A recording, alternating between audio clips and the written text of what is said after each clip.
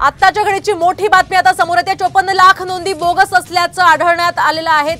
तर मंडल आयोगाने दिलेलं आरक्षण हे खोटं असल्याचं जरांगे पाटील म्हणालेत। आपण पाहतो आताची ही महत्त्वाची आणि मोठी बातमी। लक्ष्मण हाकेंच्या विधानावर जरांगे पाटील हे आता आक्रमक झालेत। त्यामुळे मराठ्यांनी आता शहाणं व्हावं असंही आवाहन जरांगे पाटलांनी मराठा समाजाला केलंय।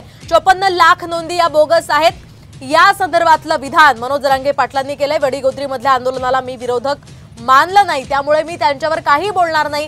धनगर बांधव असो किंवा गावखेड्यातला 12 बलुतेदार असो, मी त्यांना विरोधक मानलंच नाही असं जरांगे पाटील म्हणतात। दरम्यान आमच्या नोंदी सापडलेल्या असून त्या द्यायच्या नाहीत, त्यांची नियत अशी म्हणावी लागेल आणि त्यांनी लोकांचा घेतलेला हा या संदर्भातले आरोप मनोज जरांगे यांनी केलेले आहेत। आपण पाहतोय आताची ही महत्त्वाची आणि मोठी बातमी।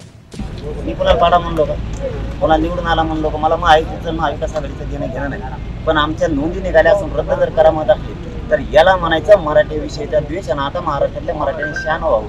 आपल्या सापडलेला असून जर रद्द करा म्हणते तर यांच्या खोटं आरक्षण दिलेलं आहे। ते किती लोक रद्द व्हायला, मराठ्यांना आता किती ताकद लढायला पाहिजे त्यांचं ओबीसीतलं आरक्षण पुरं घालवण्यासाठी।